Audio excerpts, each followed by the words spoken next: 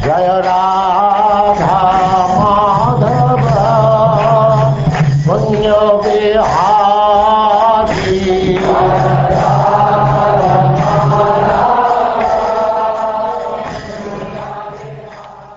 And now chapter 21, Bali Maharaj arrested by the Lord.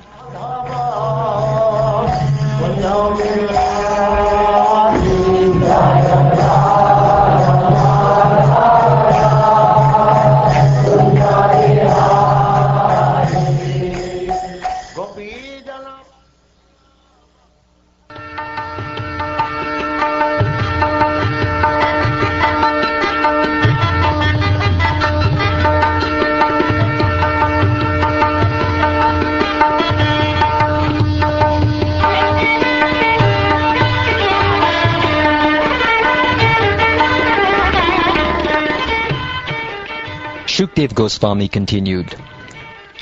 When Lord Brahma, who was born of a lotus flower, saw that the effulgence of his residence, Brahmaloka, had been reduced by the glaring effulgence from the toenails of Lord Vamanadev, he approached the Supreme Personality of Godhead. Lord Brahma was accompanied by all the great sages headed by Marichi and by yogis like Sanandana, but in the presence of that glaring effulgence, O King, even Lord Brahma and his associates seemed insignificant.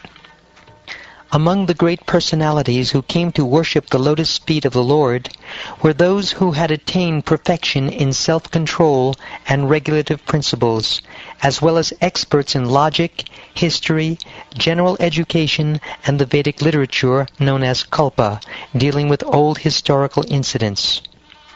Others were experts in the Vedic corollaries, like Brahma Samhita, all the other knowledge of the Vedas, such as the Sama, Yajur, Rig, and Atharva, and also the supplementary Vedic knowledge, such as Ayurveda, Dhanurveda, etc.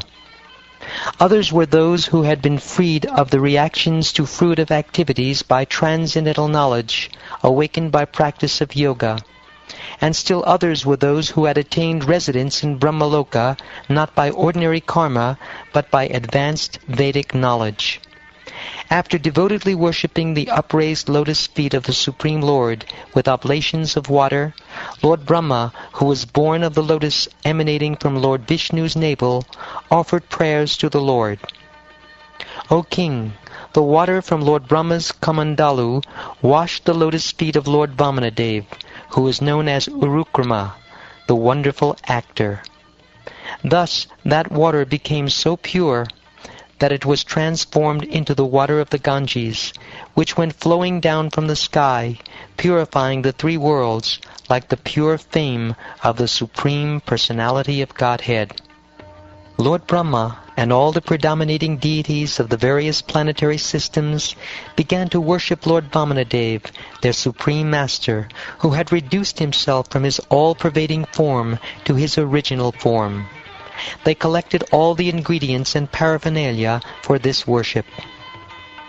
They worshipped the Lord by offering fragrant flowers, water, padya and arghya, sandalwood pulp and aguru pulp, incense, lamps, fused rice, unbroken grains, fruits, roots, and sprouts. While so doing, they offered prayers indicating the glorious activities of the Lord and shouted, Jai, Jai.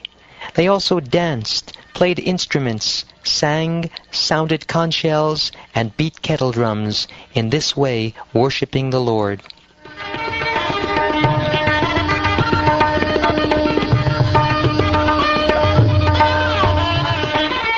Jambavan, king of the bears, also joined in the ceremony. Sounding his bugle in all directions, he declared a great festival for Lord Vamanadev's victory.